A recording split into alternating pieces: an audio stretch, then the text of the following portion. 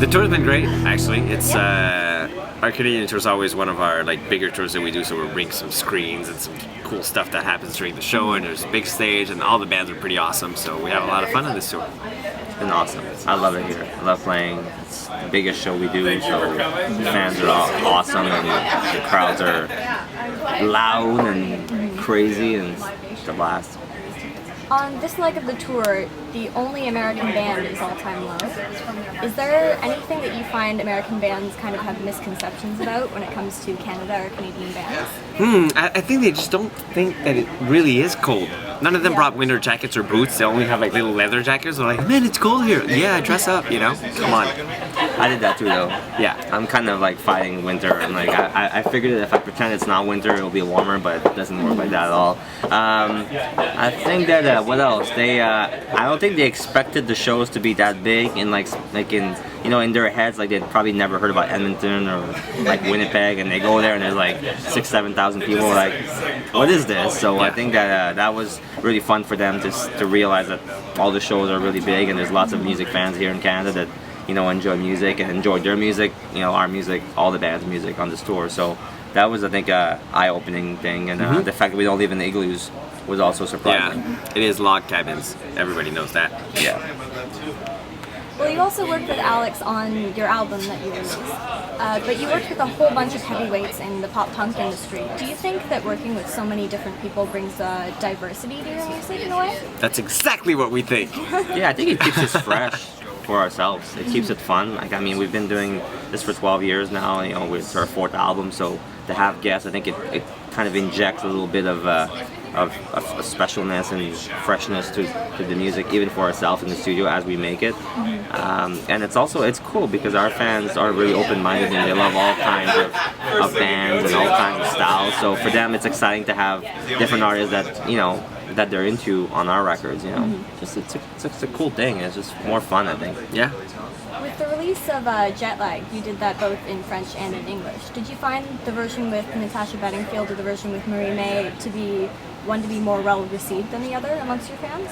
No, actually, funny enough, they were both very well received. Obviously the French one in Quebec and in France was extremely well received, but even some fans around the world thought it sounded exotic and different, and that ended up being their favorite version.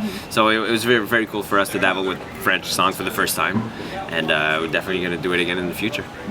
Yeah, the English version people loved as well, just because that's what they kind of understand. More, that was probably more expected, Yeah. And then the French version was kind of like a little curveball, a little twist that we'd never done before, and we were a little scared about it at first. We were nervous because we never did it, and it's hard to know how it's going to come out, how it's going to be perceived, and everything. But like Seb was saying, it ended up being our biggest song. So Seb did say that.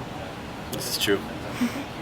So you just released Summer Paradise with Sean Paul now. Yes. How did that collaboration come into fruition? You know what? This is 10 years after we released our first song. It's crazy. I'm Just a Kid came out 10 years ago. Yeah. And then this one comes out now. It's crazy. I don't know. Go for it. It was awesome. We actually met Sean Paul 10 years ago, funny enough, at the MTV Awards.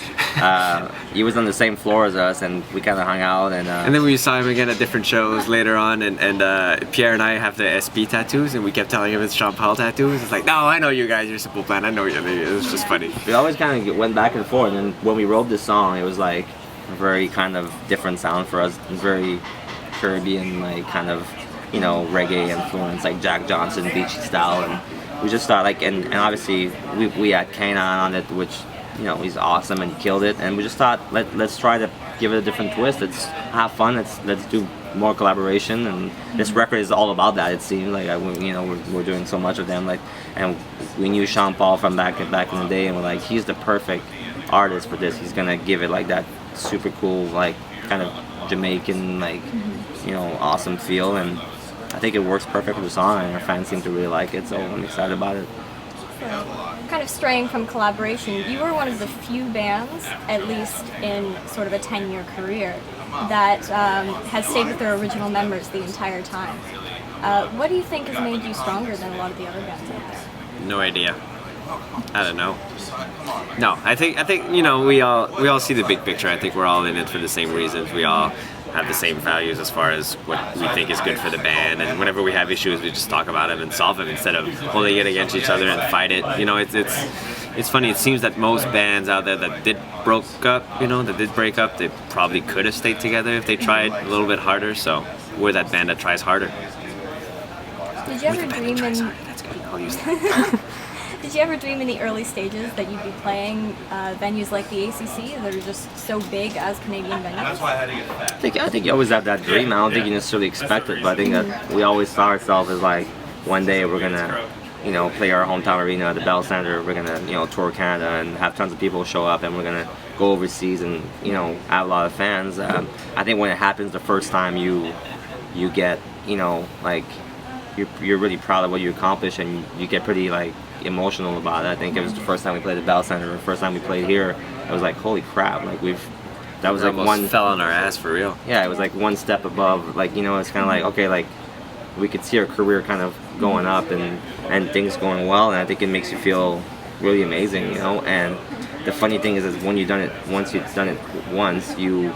want to hold on to that. You don't want to let it go. So I think we work really hard to make good albums and to play good shows so that people want to come back and come and see us again and keep doing these rooms, because they're a symbol of like of a great career, I think, And even if one day we go back to smaller venues, we're still gonna have fun and enjoy our career. But there's something special about the fact that we can come into Toronto and have 10,000 fans show up, and like that's pretty unreal. Like still today, we still get, I think, very impressed with that. Where's the most interesting place your music has brought you? Well, to me, it's always special when we go somewhere where people don't speak English and everybody in the crowd still sing all the lyrics, and then you meet them after the show and they don't understand when you talk to them, but they know exactly all the words to all your songs. So like a place like, when we were just in Japan, and that's the case. When they sing, when you throw the mic at them and they sing, you hear the accent, and then you talk to them after the show and they know how to say, hi, how are you, and nice to meet you, but that's it. But they're still super into the band and they just love it. So like that's always special for me. Yeah, for me, there's some countries that I never thought we would go, or that we would be popular. Like we went to South Africa and did amazing there at some super big shows. We went to like Israel as well, which is to me unreal that we can go and do like headline the show and have 3,000-4,000 fans show up. Like it's just not the kind of places that when you're a kid, like you dream, okay, I'll play England, we'll play US, we'll play Australia, and then like you go to Israel and like you realize that there's so many fans there, and it's a beautiful country, and like holy crap, people know you there, you know what I mean? And what I think is also special is all the experiences that we get to do, like to get to be a part of, and like, just like for me, being a hockey fan, like being here, like going to get a tour of the locker room, and, having the chance to skate on the ice where the Flames play in Calgary, like all these kind of things that I would never get to do if I wasn't in the band, like meeting an actor or meeting like this athletes or whatnot, or these other musicians from other bands, like getting to hang out with them, like all these things that, like you would never do if you were not in the band. It's pretty cool. Where are you guys right now with the Simple Plan Foundation? What's your kind of motivation right now, your goal? It's to keep it going, really. We just had an event in November in September, where we played with the Montreal Symphony Orchestra, and that was honestly one of the greatest moments of our careers. We got to get on stage with 100 other musicians that are amazing and trying to transform our songs, and obviously all the profits went to the foundation to help, the kids around Quebec and Canada and the world, and we just want to keep going, so we'll have another event this year, and then we just did this thing with Blue Note and Kids Help Phone, like a T-shirt that we created so that they could help each other out, and in the hockey stick project. That's and the really hockey cool. stick that just came out. That's true. Hockey stick. The goal is just to keep it growing, to keep it going, and to try to contribute more money to good causes, and that's kind of like the foundation has become a part of who we are as a band, and it's part of who we are as people as well. So we're gonna do everything we can to grow it as much as possible. Hey, what's up? I'm Sebastien. And I'm Chuck from Simple Plan. And you're watching Admit One Media.